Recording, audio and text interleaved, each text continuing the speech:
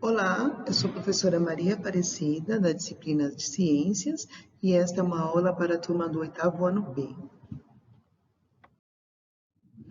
Bom, pessoal, para essa aula nós vamos utilizar a apostila 3 de Ciências. A parte de Biologia é o capítulo 11, Sistema Locomotor Ossos, a partir da página 252. Bom, pessoal, nessa aula nós vamos falar sobre o sistema locomotor. Então, o sistema locomotor ele é formado pelos ossos e pelos músculos. Essa primeira parte nós vamos falar sobre os ossos. Então, assim, nessa página 252 está falando sobre as Olimpíadas, sobre esse exercício que esse atleta está fazendo, o quanto ele precisa de força e mobilidade, né? Como ele precisa de precisão para executar esses movimentos. Todos esses movimentos só são possíveis graças ao sistema locomotor, né, que compreende os ossos e músculos. Bom, conceito de esqueleto. Quando a gente pensa em esqueleto, a gente pensa em caveira, né, um conjunto de ossos articulados que aparecem em filmes, como, por exemplo, esse aqui que nós temos, né? Esse modelo anatômico que nós temos, certo? Então, quando se fala de esqueleto, já vem logo associado a ideia de uma caveira. Porém, o conceito de esqueleto prevê um sistema que garanta sustentação, pontos de apoios para os músculos. Nesse sentido, minhocas, insetos e outros invertebrados também têm um esqueleto, porém é diferente. A diferença é que, por exemplo, nos insetos, eles apresentam um exoesqueleto, ou seja, o esqueleto deles é externo, enquanto que nós, como nesse modelo anatômico que vocês podem ver, ele apresenta um esqueleto interno. Então, nós vertebrados apresentamos um endoesqueleto, enquanto que animais como artrópodes, né, os insetos, apresentam um exoesqueleto. As minhocas. Então, por exemplo, as minhocas, elas possuem um líquido entre seus tecidos que, ao ser comprimido na cavidade ao longo do seu corpo, lhe dá sustentação. Esse mecanismo é conhecido como esqueleto hidrostático. Já os artrópodes, né, os insetos, crustáceos, aracnídeos, quilópodes e diplópodes apresentam esse esqueleto externo, que se parece com uma casca rígida e serve de sustentação de apoio para os músculos e proteção contra a perda de água e ressecamento. A concha dos moluscos também pode ser considerado um exoesqueleto, mas no caso desses animais, né, dos artrópodes, esse exoesqueleto não cresce com o animal.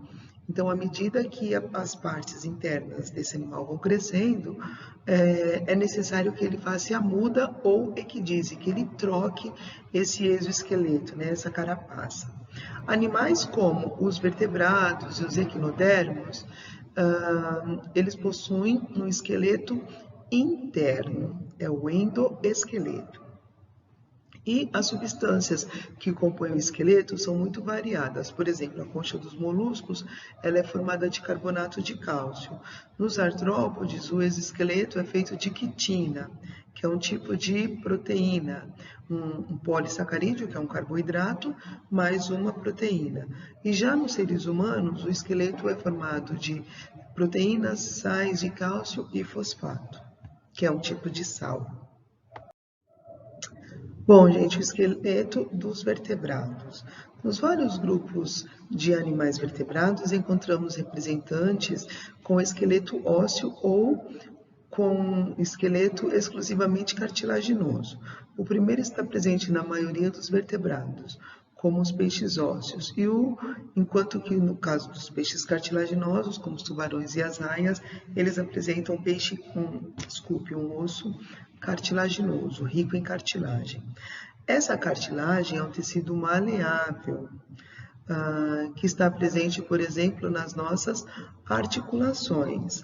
Até a 12ª semana do desenvolvimento do feto humano, o esqueleto é totalmente cartilaginoso e nesse período começa a substituição pelo tecido ósseo, que é mais rígido e resistente. Então, por exemplo, nós podemos encontrar cartilagem aqui, que forma o nosso nariz, na nossa orelha e aqui nas nossas articulações. Mas no caso do esqueleto dos tubarões, o próprio esqueleto é cartilaginoso. Bom, a cabeça e o tronco, formados pelo crânio, pela coluna vertebral, pelo osso externo e pelas costelas, constituem o esqueleto axial. Os ossos que compõem os membros, bem como grupos de ossos que os conectam ao esqueleto axial, constituem o esqueleto apendicular. Esqueleto axial e apendicular são comuns a todos os animais com 4 membros, os tetrápodes, que são as aves, os anfíbios, os répteis e os mamíferos. Apesar da posição diferente ao andar e da presença da cauda do gato, por exemplo, é fácil perceber as semelhanças entre os esqueletos, um crânio, a coluna vertebral ou espinhal e os 4 membros, tá? Então, pessoal, como nós podemos ver aqui no modelo, certo? No modelo anatômico. Então, nós temos aqui o crânio, aqui atrás nós temos a coluna vertebral, certo? E o crânio, a coluna vertebral, esse osso aqui, ó, do meio, que é o externo, certo? E as costelas. Então, essas costelas, o crânio e as vértebras aqui, eles compreendem ao esqueleto axial. Já as demais partes, né, corresponde ao esqueleto apendicular. Então, o esqueleto apendicular e o esqueleto axial, ele é semelhante nos animais tetrápodes. As funções do esqueleto. Então, o esqueleto junto com os músculos estão relacionados aos movimentos e à locomoção. E outra função importantíssima é a proteção. Então, aqui, ó, nós podemos ver que os ossos do crânio, certo? Os ossos do crânio, eles servem para proteger o nosso sistema nervoso, tá? Ele protege o nosso telencéfalo, a caixa craniana. Enquanto que aqui, ó, nós temos as costelas, que elas servem para proteger todos esses órgãos que estão aqui, como os pulmões e o coração, tá? Nós podemos falar aqui também das vértebras, e dentro das vértebras existe a nossa medula espinhal, que está sendo protegida pelas vértebras. Bom, pessoal, além de proteção, os ossos também eles guardam sais minerais, e é dentro dos ossos também, na medula vermelha, que o sangue é produzido.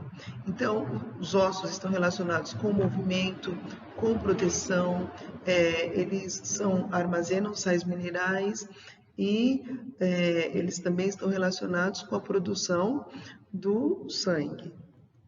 Bom, os ossos, né? A aparência dos ossos em primeiro plano pode trazer a lembrança de objetos que não têm vida, como rochas ou fósseis, mas o tecido ósseo é um tecido vivo.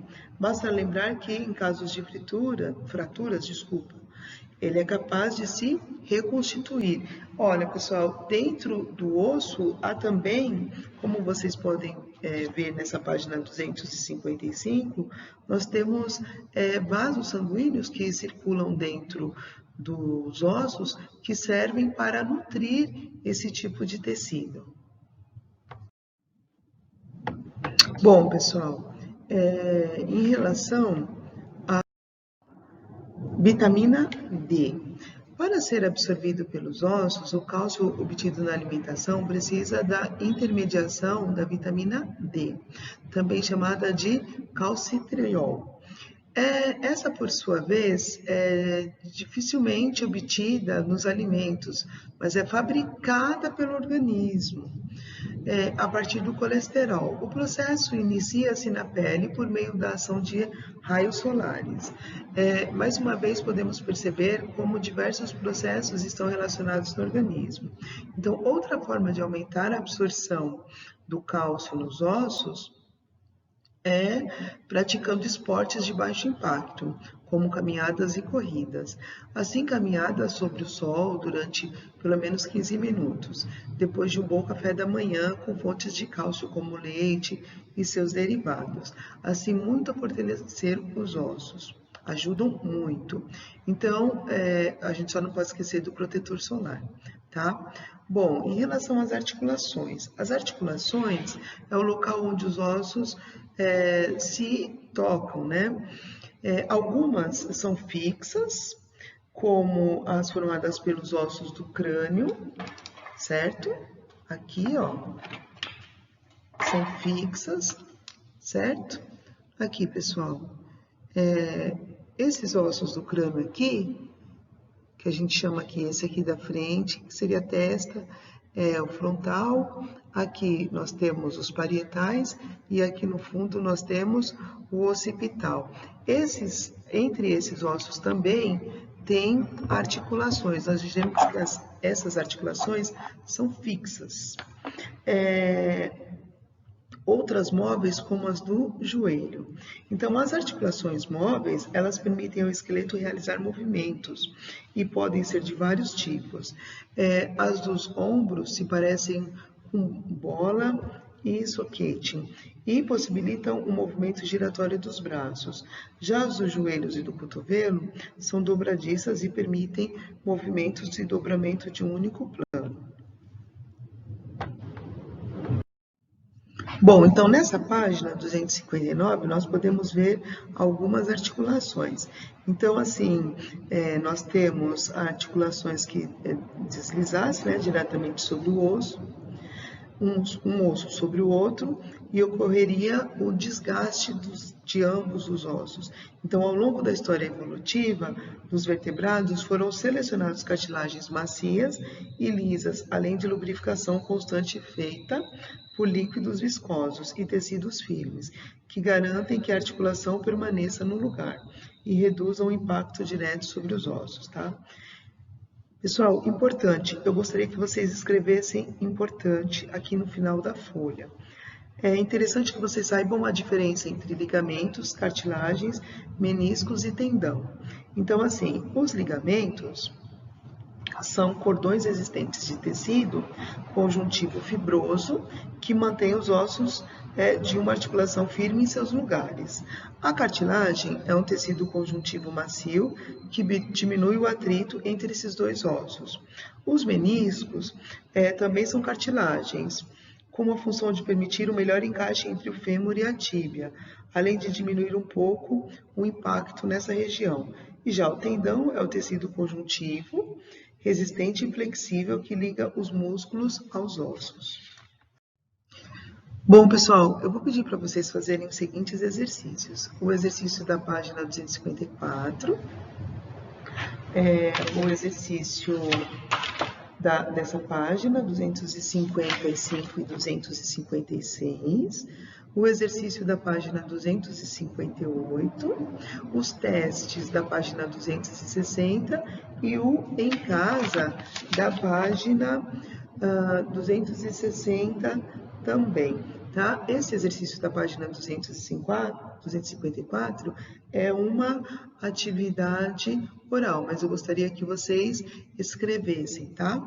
Então, muito obrigada e até a nossa próxima aula.